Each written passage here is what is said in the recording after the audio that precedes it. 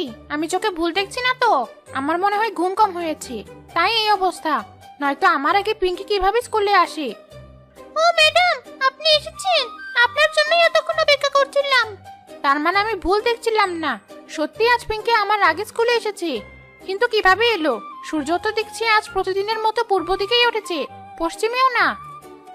কি হলো ম্যাডাম, আপনি বাইরে দাঁড়িয়ে থেকে এত কি চিন্তা করছেন? ক্লাসে কি আজ আসবেন না? আরে দাঁড়া দাঁড়া, ব্যস্ত হোস না, এখনই আসছি।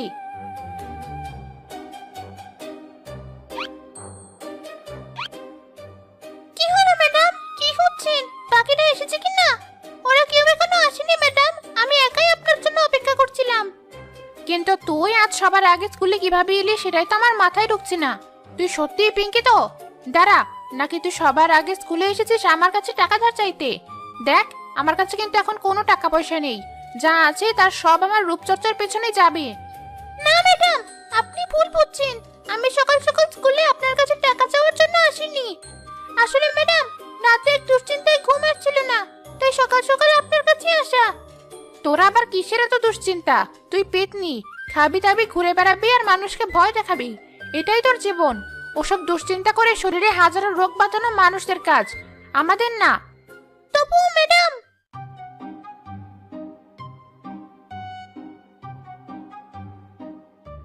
আরে পিঙ্কি, তুই আমাদের আগে স্কুলে এসে পড়েছিস। আমি ওরা তোর বাসায় গিয়েছিলাম তোকে আনতে। আর বলিস না, আমি বুঝে ফেলেছি যে জীবনে ভালো কিছু করতে চাইলে আর পেতনি সমাজের উন্নতি করতে চাইলে সবার আগে স্কুলে এসে পড়াশোনায় মনোযোগী না হয়ে উপায় নেই। তাই আজ তাড়াতাড়ি স্কুলে এসেছি আর শপথ করেছি যে এখন থেকে শিক্ষা দীক্ষায় মন দেব ভালো মতো। এটা তো বেশ ভালো সিদ্ধান্ত। আমিও যদি তোর মতো হতে পারতাম।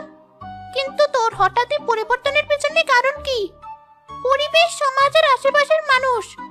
তুই পেতনি না হলে বলতাম তোর উপর কোনো পেতনি ভর করেছে বলে এসব আবল তাবল বকছিস। না, তোরা আমার কথা মন দিয়ে শোন, তাহলে বুঝতে পারবি আমি কি বলছি। বেশি না, মাত্র 50 বছর আগেও আমাদের ভূত পেতনিদের কত নাম ডাকছিল। সবাই আমাদের নাম শুনলেই ভয় পেয়ে যেত, রাতের বেলা বাড়ি থেকে বের হতে চাইতো না। আর এখন ভয়টাও তো দূরে থাক, মানুষজন তো আমাদের অস্তিত্বই বিশ্বাস করতে চায় না। উল্টো সব পেতনিরাই ভয় পেয়ে লুকিয়ে থাকে এখন। কথাটা তো একবারে ভুল বলিসনি তুই। চোখের পলকে কখন যে সবকিছু পাল্টে গেল নিজেই টের পেলাম না। সব দোষ ওই সাধু বাবাদের, ওরা আসার পর থেকেই আজ আমাদের এই অবস্থা। না ম্যাডাম, শুধু সাধু বাবাদের দোষ দিয়ে লাভ নেই, দোষ হচ্ছে শিক্ষার। মানুষরা